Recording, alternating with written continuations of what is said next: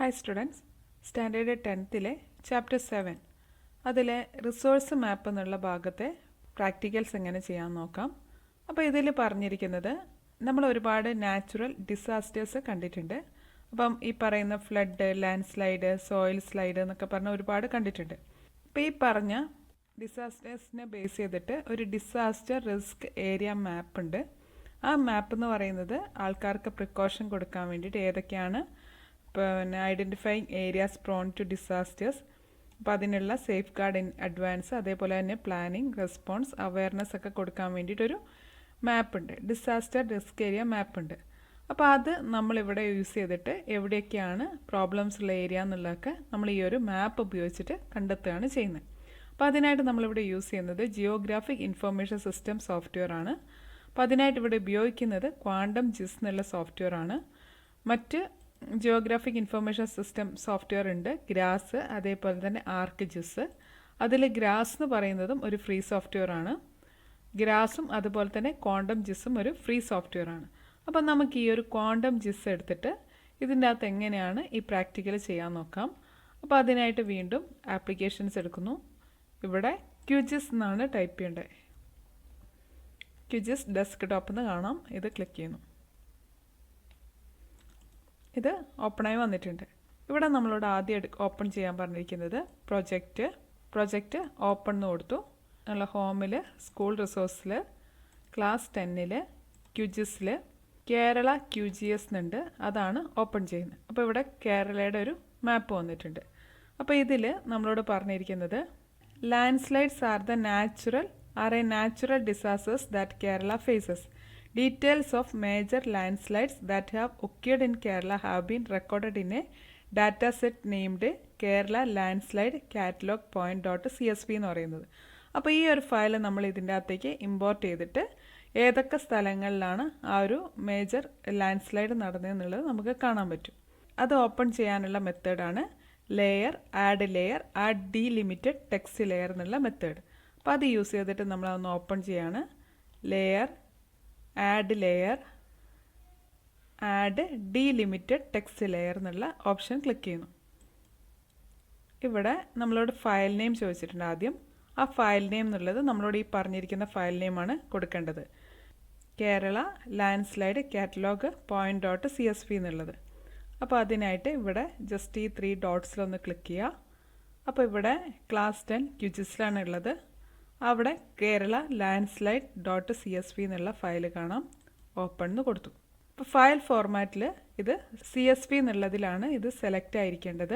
ഇനി നമുക്ക് വേണ്ടത് ഈ ഒരു ജിയോമെട്രി ഡെഫിനിഷൻ എന്നുള്ളതാണ്. ഇപ്പോൾ ചിലപ്പോൾ നമുക്കിത് ഫുള്ളായിട്ട് കാണാൻ പറ്റുന്നില്ല. ഇവിടെ നിന്ന് ജസ്റ്റ് ക്ലിക്ക് ആൻഡ് ഡ്രാഗ് ചെയ്താൽ ക്ലിയർ ആയിട്ട് കാണാൻ പറ്റുന്നതാണ്. ഇനി നമ്മൾ ഈ ജിയോമെട്രി ഡെഫിനിഷൻ എന്നുള്ള ഈ ആരോയിലൊന്ന് ക്ലിക്ക് ചെയ്യാം. അപ്പോൾ ഇവിടെ പോയിന്റ് കോർഡിനേറ്റ്സ് എന്നുള്ളതാണ് സെലക്ട് ചെയ്യേണ്ടത്. അവിടെ X ഫീൽഡ് ലോഞ്ചിറ്റ്യൂഡും Y ഫീൽഡ് ലാറ്റിറ്റ്യൂഡും ആണ് വേണ്ടത്. അതുപോലെ തന്നെ സെറ്റ് ചെയ്തിട്ടുണ്ട്. ഇനി ജിയോമെട്രി CRS എന്നുള്ളിടത്ത് നമ്മൾ ഇതാണ് സെലക്ട് ചെയ്യേണ്ടത്. EPSG എന്നുള്ളതാണ് സെലക്ട് ചെയ്യേണ്ടത്. അപ്പോൾ ഇവിടെ ജിയോമെട്രി CRS എന്നുള്ളിടത്ത് ഈ ആരോയിലൊന്ന് ക്ലിക്ക് ചെയ്യുന്നു. അപ്പോൾ ഇവിടെ തൊട്ട് താഴെയുള്ള പ്രൊജക്റ്റ് CRS EPSG 4326 എന്നുള്ള ഈ ഒരു ഓപ്ഷൻ സെലക്ട് ചെയ്യാം. ഇത്രയും ചെയ്തതിന് ശേഷം നമ്മൾ ആഡെന്ന് ക്ലിക്ക് ചെയ്യുന്നു. ഇനി നമ്മളിത് ക്ലോസ് ചെയ്യുന്നു. അപ്പോൾ ഈ കാണുന്ന പോയിന്റിലൊക്കെ ലാൻഡ് സ്ലൈഡിൻ്റെ ഡീറ്റെയിൽസ് ആണ് ഉള്ളത്. നമുക്ക് ഐഡൻറ്റിഫൈ ഫീച്ചേഴ്സ് യൂസ് ചെയ്തിട്ട് നമുക്കത് ഓരോന്നും ഏതാണെന്നുള്ളത് കാണാം. മൗസിൻ്റെ വീൽ യൂസ് ചെയ്തിട്ട് ഇത് സൂം ഇന്നും സൂം ഔട്ടും ചെയ്യാൻ പറ്റുന്നുണ്ട്. അപ്പോൾ ഇവിടെ തൊട്ട് മുകളിലായിട്ട് നിങ്ങൾക്ക് കാണാം ഐഡൻറ്റിഫൈ ഫീച്ചേഴ്സ് എന്ന് കാണാം.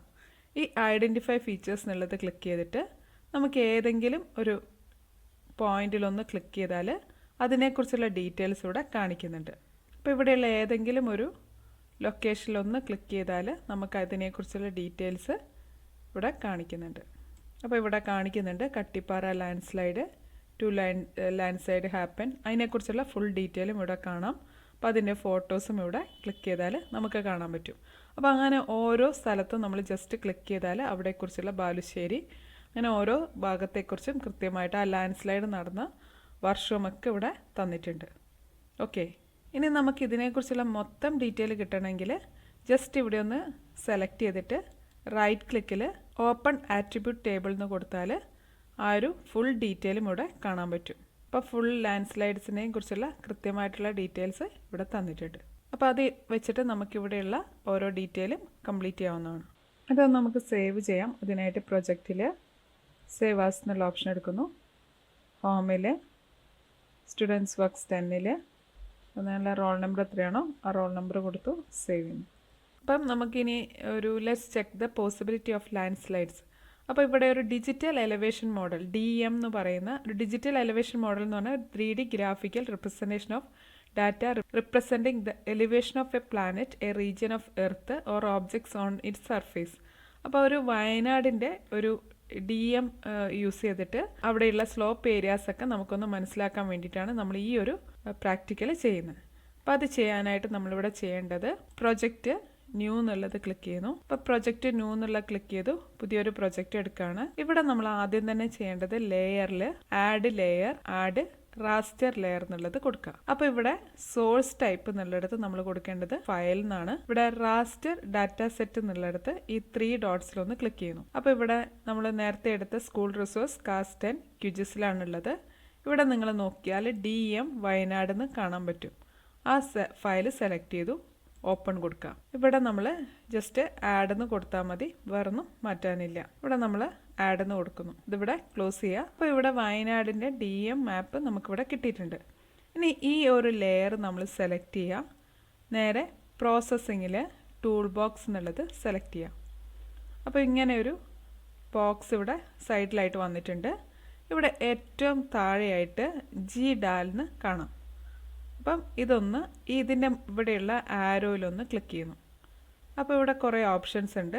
അതിൽ റാസ്റ്റർ അനാലിസിസ് എന്നുള്ള ഓപ്ഷനിൽ ആ ആരോയിലൊന്ന് ക്ലിക്ക് ചെയ്യാം. അപ്പോൾ ഇവിടെ സ്ലോപ്പ് എന്ന് കാണാം. ഇനി നമുക്ക് വേണ്ടത് ഇവിടെയുള്ള സ്ലോപ്പ് എന്നുള്ളതാണ്.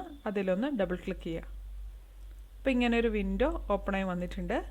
ഇവിടെ ഇൻപുട്ട് ലെയർ എന്നുള്ളിടത്ത് നമുക്ക് കൊടുക്കേണ്ടത് DEM വയനാട് എന്നുള്ളതാണ്.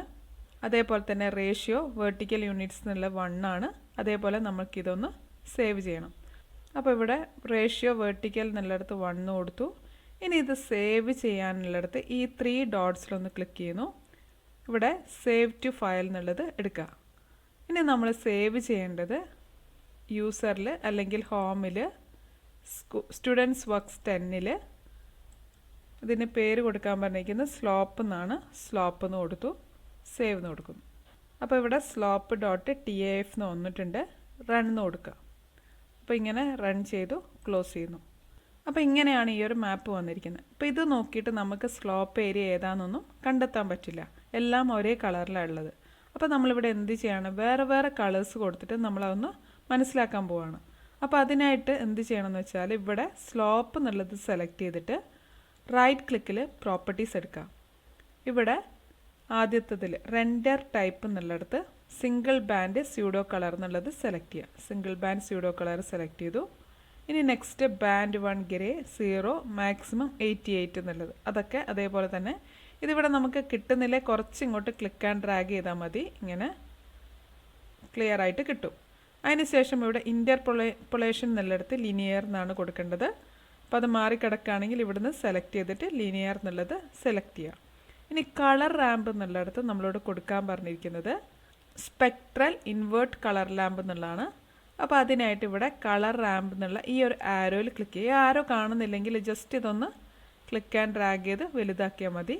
അപ്പോൾ ഈ ആരോയിൽ ക്ലിക്ക് ചെയ്തു. ഇവിടെ സ്പെക്ട്രൽ എന്നുള്ളത് കാണാം. അപ്പോൾ സ്പെക്ട്രൽ എന്നുള്ളത് സെലക്ട് ചെയ്തു. ഇനി നെക്സ്റ്റ് ചെയ്യേണ്ടത് മോഡ് ഈക്വൽ ഇൻ്റർവൽ, അതേപോലെ ക്ലാസ്സസ് എന്നുള്ളത് മോഡ് എന്നുള്ളത് ഇവിടെ ഇതാ കണ്ടിന്യൂസ് എന്നുള്ളത് ഈക്വൽ ഇൻ്റർവൽ എന്ന് കൊടുത്തു. ക്ലാസ്സസ് എന്നുള്ളത് 11 എന്നാണ് കൊടുക്കാൻ പറഞ്ഞത്. അപ്പോൾ 11 കൊടുത്തു. ഇനി നമ്മളിവിടെയുള്ള കളറൊന്ന് മാറ്റാനുണ്ട്. അപ്പോൾ ഇവിടെ തന്നതുപോലെ നമുക്കതൊന്ന് സെറ്റ് ചെയ്യാം. അപ്പോൾ ഇവിടെ തന്ന നമ്പേഴ്സ് ഇവിടെ സെറ്റ് ചെയ്യണം. അപ്പോൾ ഇവിടെ തന്നിട്ടുണ്ട് എക്സാമ്പിൾ 0, 5, 10, 70, 80 എന്നുള്ളത്. ആ നമ്പേഴ്സ് ഇവിടെ കൊടുക്കണം. അപ്പോൾ അത് കൊടുക്കാൻ വേണ്ടി ഇവിടെ ഫസ്റ്റിൽ 0 എന്നുള്ളത് ഡബിൾ ക്ലിക്ക് ചെയ്തിട്ട് 0 ആണ്. അതേപോലെ ഇവിടുത്തെ കളർ നമുക്ക് കൊടുക്കേണ്ടത് ബ്ലാക്ക് ആണ്. അപ്പോൾ ബ്ലാക്ക് കളർ തന്നെ ഞാൻ കൊടുക്കുകയാണ്. ഇവിടെ ഒന്ന് ഡബിൾ ക്ലിക്ക് ചെയ്യുന്നു. ഇവിടെ നിന്ന് ബ്ലാക്ക് കളർ സെറ്റ് ചെയ്യുക. ഓക്കെ എന്ന് പ്രസ് ചെയ്തു. അടുത്തത് ഇവിടെ കൊടുക്കേണ്ട വാല്യൂ 5 ആണ്. 5 എന്ന് കൊടുക്കുന്നു. എൻ്റർ പ്രസ് ചെയ്യുക. അപ്പോൾ ഇവിടെ കൊടുത്തിരിക്കുന്ന കളർ ഇത് തന്നെ ഞാൻ സെറ്റ് ചെയ്യാണ്. ഇപ്പോൾ ഒരു ഗ്രീൻ കളർ കൊടുക്കുക. ഇനി അടുത്തത് ഇവിടെ ഒരു 10 എന്നുള്ള വാല്യൂ കൊടുത്തു.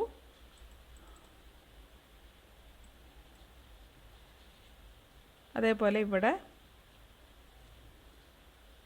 ഒരു ഗ്രീൻ കളർ കൊടുക്കുന്നുണ്ട്. അതേപോലെ ഇവിടെ 15 കൊടുത്തു. എൻ്റർ പ്രസ് ചെയ്തു. ഇവിടെ കൊടുത്തിരിക്കുന്ന കളർ യെല്ലോ. ഇനി അടുത്തത് 20, 30 എന്നുള്ളതാണ്. 20ൽ ഓറഞ്ച് കളറ് കൊടുത്തു.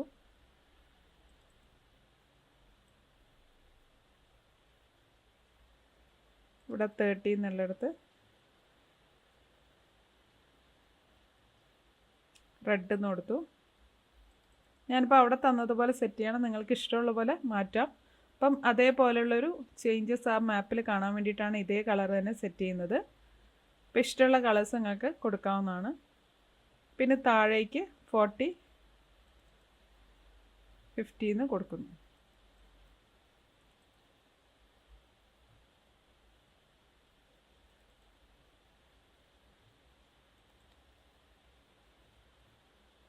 ഇത്രയായിട്ട് വാല്യൂസ് കൊടുത്തിട്ടുണ്ട്. ഇവിടെ നിങ്ങൾക്ക് കളേഴ്സ് മാറ്റണമെങ്കിൽ മാറ്റിയിട്ട് കൊടുക്കാം.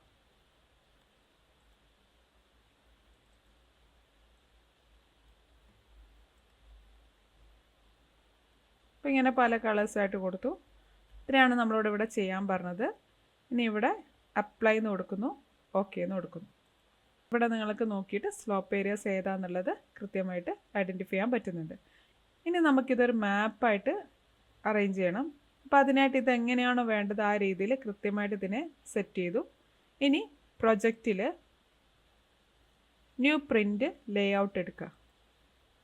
അപ്പോൾ ഇവിടെ ഒരു നെയിം ചോദിക്കുന്നുണ്ട്. അപ്പോൾ ഇവിടെ ഒരു ടൈറ്റിൽ കൊടുക്കാൻ പറയുന്നുണ്ട്. ഞാൻ ജസ്റ്റ് വയനാട് എന്ന് കൊടുക്കുന്നു. എന്നിട്ട് ഓക്കെ എന്ന് പ്രസ് ചെയ്യുന്നു. ജസ്റ്റ് 1 കൊടുത്താലും കുഴപ്പമൊന്നുമില്ല. ഇങ്ങനെ ഒരു വിൻഡോ ഓപ്പണായി വന്നിട്ടുണ്ട്. ഇവിടെ നമുക്ക് ആ ഒരു മാപ്പ് ഓപ്പൺ ആക്കണമെങ്കിൽ ഇവിടെ ആഡ് മാപ്പ് എന്നുള്ള ഓപ്ഷൻ കാണാം. അപ്പോൾ ഇത് ജസ്റ്റ് ഒന്ന് ക്ലിക്ക് ചെയ്യുന്നു. അപ്പോൾ നമ്മൾ അവിടെ എങ്ങനെയാണോ ആ മാപ്പ് ഓപ്പൺ ചെയ്ത് വെച്ചത് അതേപോലെ ഇതിവിടെ ക്ലിക്ക് ആൻഡ് ഡ്രാഗ് ചെയ്യുമ്പോൾ അതിവിടെ വന്നിട്ടുണ്ട്. അപ്പോൾ ഈ ഒരു മാപ്പ് ഇവിടെ സെറ്റാക്കിയിട്ടുണ്ട്. ഇനി നമുക്കിവിടെ ഇതിനൊരു നെയിം കൊടുക്കണം. അപ്പോൾ നെയിം കൊടുക്കാനായിട്ട് ഇവിടെ ലേബൽ എന്നുള്ള ഓപ്ഷൻ ഉണ്ട്. ഇതാ ഇവിടെ ആഡ് ലേബൽ എന്നുണ്ട്. ഇവിടെ ജസ്റ്റ് ക്ലിക്ക് ആൻഡ് ഡ്രാഗ് ചെയ്തിട്ട് ഇവിടെ ലേബൽ കൊടുക്കുന്നു. ഇനി നമുക്ക് കൊടുക്കേണ്ടത് ഇവിടെയാണ് നമുക്ക് ലേബൽ കൊടുക്കേണ്ടത്. അപ്പോൾ അതിനായിട്ട് ഇവിടെ ഐറ്റം പ്രോപ്പർട്ടീസ് എന്നാണ്. ഐറ്റം പ്രോപ്പർട്ടീസ് എന്നുള്ള എടുത്തു. ഇവിടെ ഓൾറെഡി ഒരു ലെറ്റർ കൊടുത്തിട്ടുണ്ട്. അത് നമ്മൾ ഡിലീറ്റ് ചെയ്യാം. നമുക്ക് വേണ്ടത് വയനാട് എന്നാണ്. വയനാട് എന്ന് കൊടുത്തു. അപ്പോൾ ഇത് വളരെ സ്മോളിലാണുള്ളത്. നമുക്ക് അതിൻ്റെ ഫോണ്ട് ഒന്ന് ചേഞ്ച് ചെയ്യാം. അതിനായിട്ട് ഇവിടെ ഫോണ്ട് എന്നുള്ളത് സെലക്ട് ചെയ്തു. ഇവിടെ നമുക്ക് കുറച്ചും കൂടി ബോൾഡ് ആക്കണമെങ്കിൽ ഇവിടെ നിന്ന് സെലക്ട് ചെയ്യാം. അതേപോലെ തന്നെ അതിൻ്റെ സൈസ് കൂട്ടണമെങ്കിൽ ഇവിടെ നിന്ന് നമുക്കതിൻ്റെ സൈസ് കൂട്ടാവുന്നതാണ്. ഇനി വേണമെങ്കിൽ ഇവിടെ നിന്ന് വേണമെങ്കിൽ പ്രസ് ചെയ്യണമെങ്കിൽ അങ്ങനെയും കൊടുക്കാം. സെലക്ട് ചെയ്തു. ഇനി കളർ കൊടുക്കാനായിട്ട് ഇവിടെ നിന്ന് നമുക്ക് കളർ കൊടുക്കാവുന്നതാണ്. ഒരു ബ്ലൂ കളർ കൊടുക്കുന്നു. അതിനുശേഷം അതിനെ സെൻറ്റർ അലൈൻ ചെയ്യാനായിട്ട് സെൻറ്റർ അലൈൻമെൻറ്റ് കൊടുത്തു. അതേപോലെ തന്നെ മിഡിൽ അലൈൻമെൻറ്റ് കൊടുക്കാനായിട്ട് മിഡിൽ അലൈൻമെൻറ്റും കൊടുത്തു. ഇത് താഴേക്ക് സ്ക്രോൾ ചെയ്യുകയാണെങ്കിൽ നമുക്കിവിടെ ഒരുപാട് ഓപ്ഷൻസ് ഉണ്ട്. ഇങ്ങനെ നമുക്ക് സെറ്റ് ചെയ്യാം. ഇനി അതിൻ്റെ ബാക്ക്ഗ്രൗണ്ട് കൊടുക്കണമെങ്കിൽ അങ്ങനെയും കൊടുക്കാവുന്നതാണ്. അപ്പോൾ ഇങ്ങനെ ഇതിൻ്റെ ടൈറ്റിൽ കൊടുത്തിട്ടുണ്ട്. ഇനി നമുക്കിവിടെ ഇതിൻ്റെ ലെജൻഡ് എന്നുള്ളത് കൊടുക്കാം. അതിനായിട്ട് ഇവിടെയുള്ള ഈ ഒരു ഓപ്ഷൻ ആഡ് ലെജൻഡ് എന്നുള്ളത് കൊടുത്തു. ഇവിടെ ജസ്റ്റ് ക്ലിക്ക് ആൻഡ് ഡ്രാഗ് ചെയ്തിട്ട് നമ്മൾ ആ ഒരു ലെജൻഡ് എന്നുള്ളത് ഇവിടെ സെറ്റ് ചെയ്യുന്നു. അപ്പോൾ ഇവിടെ ഓരോ കളേഴ്സിനെ കുറിച്ചുള്ള ഡീറ്റെയിൽസ് ഇവിടെ തന്നിട്ടുണ്ട്. ഇത്രയാണ് ഈ ഒരു മാപ്പിൻ്റേത് നമ്മൾ സെറ്റ് ചെയ്തത്. വേണമെങ്കിൽ ഇത് കുറച്ചും കൂടി വലുതാക്കിയിട്ടൊക്കെ നമുക്കിവിടെ സെറ്റ് ചെയ്യാം. ഇനി ഇതിൽ തന്നതുപോലെ ഒരു സ്കെയിൽ ബാർ കൊടുക്കണമെങ്കിൽ അതും കൂടി സെറ്റ് ചെയ്യാം. അപ്പോൾ അതിനായിട്ട് ഇവിടെ സ്കെയിൽ ബാർ എന്നുള്ള ഇതൊന്ന് സെലക്ട് ചെയ്ത് ആഡ് സ്കെയിൽ ബാർ എന്നുള്ളത് ജസ്റ്റ് ക്ലിക്ക് ആൻഡ് ഡ്രാഗ് ചെയ്തിട്ട് ഇവിടെ ഒരു സ്കെയിൽ ബാറും കൂടി സെറ്റ് ചെയ്യാം. നമുക്കിത് എക്സ്പോർട്ട് എന്നുള്ള ഓപ്ഷൻ ഉപയോഗിച്ചിട്ട് ഇത് സേവ് ചെയ്യാം. അതിനായിട്ട് ലേ ഔട്ടിൽ എക്സ്പോർട്ട് ആസ് ഇമേജ് എന്നുള്ളത് സെലക്ട് ചെയ്തു. ഇവിടെ ഹോമിൽ സ്റ്റുഡൻസ് വർക്ക്സ് 10ൽ വയനാട് എന്നുള്ള നെയിമിൽ സേവ് ചെയ്യുന്നു. അപ്പോൾ ഇവിടെ സേവ് എന്നുള്ളത് കൊടുക്കുന്നു. അപ്പോൾ ഇങ്ങനെ നമ്മളിത് ഒരു ഇമേജ് ഫയലായിട്ട് സേവ് ചെയ്തിട്ടുണ്ട്. നമുക്കിത് കാണണമെങ്കിൽ ജസ്റ്റ് ഇവിടെ ഒന്ന് ക്ലിക്ക് ചെയ്താൽ ഒരു ഫയൽ ഇതാ ഇവിടെ സേവ് ആയിട്ടുണ്ട്. ഇങ്ങനെയാണിത് സേവ് ആയിരിക്കുന്നത്. അപ്പം സ്റ്റുഡൻസ് വർക്ക്സ് 10ൽ PNG ഫോർമാറ്റിലാണ് ഇത് സേവ് ആയിരിക്കുന്നത്. Okay, thank you.